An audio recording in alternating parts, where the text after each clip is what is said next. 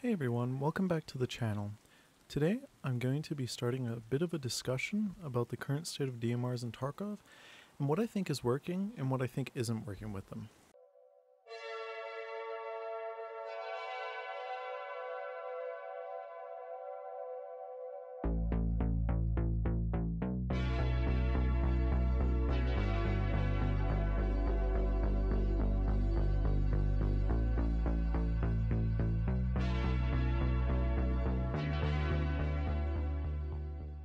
Before we get started, I just want to do a bit of a synopsis of what I'm going to be discussing in this video. First off, I've noticed quite a discrepancy in the DMRs as of late, specifically the NATO ones. Right now, the M1A is the best, even though it's cheaper than the SR25 or RSASS, and it actually kind of feels like there's no point in running either the RSASS or the SR25, other than just because they're cool guns. They pretty much serve no purpose in the current state of the game. So, today I want to discuss this, as well as my thoughts on where we should go with the NATO DMRs right now, and then I have some thoughts to share on future DMRs and how I think they should be implemented. I'm not covering the SVDS in this video since it's chambered in 7.62x54 Rush, and I think because it's the only one currently in-game, it doesn't have the same underlying issue the NATO ones do. And in case this comes up as a question that you have, I don't necessarily think that every gun should have like a certain category. So say there's 3 DMRs, I don't think one should have the lowest recoil, one should have the best ergonomics, and one should have the highest fire rate, or anything like that. I just think that right now it doesn't really make sense to have guns that basically make it useless to run other guns. Like the SR25 and the RSASS both are really cool guns, they sound great, but when it compared to the M1A, they're so much worse. Like I think the meta M1A gets down to about 37 recoil, whereas the SR25 and the RSASS I think only get to like 67 or something like that, or even higher, which is like 30 more recoil. So when you're like trying to run meta and it's costing you 200k to make the gun anyways, there's not really a point in using the gun that has 30 more recoil just because it looks cooler, even though it shoots the same bullet. So as I mentioned in the synopsis, the M1A is currently the best NATO DMR. With a maximum low recoil of 37, it's actually on par with the meta HK416 for recoil, which is kind of ridiculous considering it shoots 7.62x51. I personally think it's a bit overpowered and it should probably be somewhere in the 50s at like the possible lowest for vertical recoil. In terms of just comparability to the SR25 and RSASS, it's also to get much lower recoil. As I mentioned, I think you can only get those ones to about 70.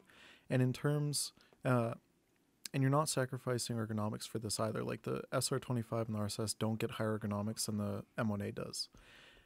They're just worse versions of it, basically. If the M1A was more comparable to the NATO DMRs, I think there wouldn't be as many issues, either by making it so that the SR25 and RSASS could get into the 40s, like in the current state of the M1A, if they didn't change it. But that doesn't even really solve the issue either. Having a gun that can shoot arguably the most powerful round in the game, specifically M61 and M62, but have a similar recoil to a 5.56 rifle seems kind of absurd, especially when the HK416 meta build costs quite a bit more. You need an expensive handguard, muzzle brake, a suppressor, which not including the advanced buffer tube, which is only found in raid right now, and the HK-E1 stock, which the M1A uses as well, can already push the HK to a higher price. And on top of that, for the HK to be comparable in firepower, you need to use M9 M5. And even compared to M62, it's much worse, even though M62 is $4 USD and M995 is $10 when unlocked.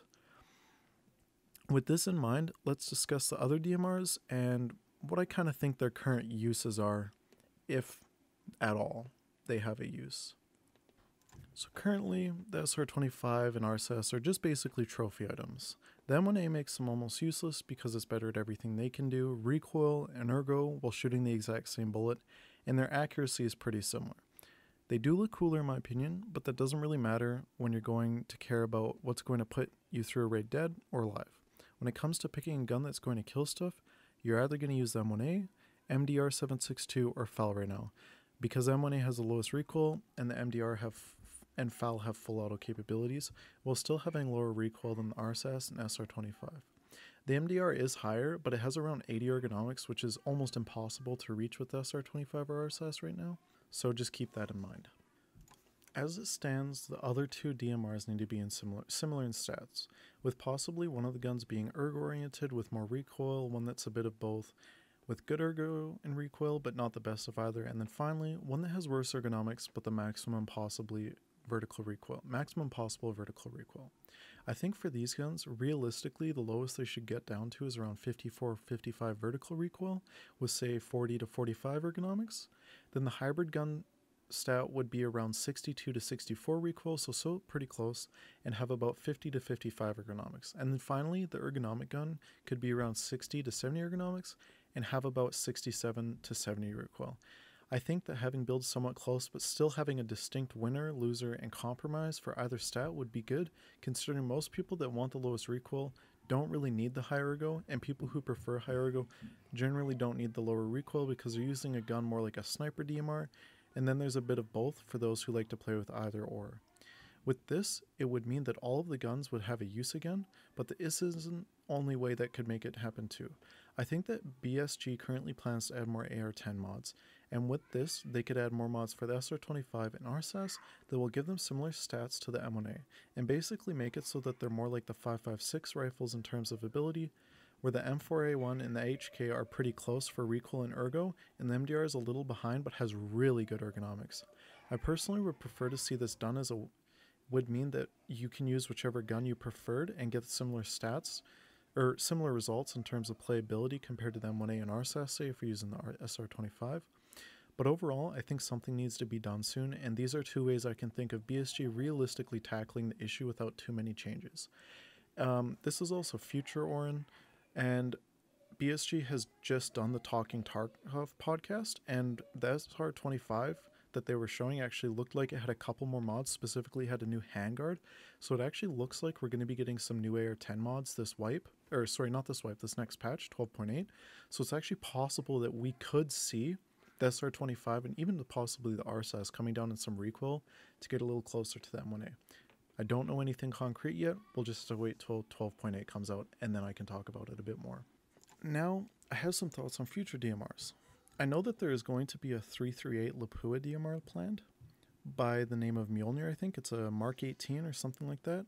And I think this gun should have much more recoil than the 308/7.62x51 NATO rifles and be treated more like the SVDS, where it's more like a sniper DMR and not so much a close combat DMR like the 7.62s are currently treated. Also, I think it would be cool if the devs added like the actual Armalite AR-10 platform, kind of like how they have the 8R as well as the M4. And I think this would be a great way for the devs to add some more AR-10 mods too, kind of like how the TX15 added a few new mods on top of the M4 and the 8R and the HK. Anyhow, that's the last of my speculation on any future guns coming to the game, and when the Mjolnir does come out, expect me to get a video out that day. It'll be something I do off schedule, and it's going to be pretty quick, kind of cut to the chase, so it'll be fresh on release. Thanks for watching the video. If you enjoyed it, please subscribe and leave a like, and if you want to discuss anything further about the video, feel free to leave a comment down below or join the Discord that I have linked down below to chat with me directly. It's just my community Discord. This video was kind of experimental, a bit different from my previous ones, so if you enjoyed it, I would like to see more videos in this format, please let me know in the comments and I'll get working on some more like this. Alright, so this is Future Orin again. I wrote this script about 2 weeks ago, and I've been kind of taking a bit of a break from recording. I was just getting a little stressed out about it, trying to figure out what I was going to do. So I'm going to get back into it again. You should see a new video out next week. Right now, I'm just going to focus on getting at least one video out per week. However, when things like, as I mentioned, the Mjolnir or rigs, the new rigs that are coming on, I think 12.9 or 13.0 come out, I'm going to have a video out on those as soon as possible, probably within that day of them releasing, just so that it's fresh and new content for you guys. So yeah, if you guys want to keep more up to date with me, I'm constantly active in my Discord, playing games, chatting. I actually keep notes on how progress is going for the videos too, and what kind of my future plans are. So if you're at all interested in that, feel free to join as well. And with that, thanks for watching again, and I'll see you in the next video.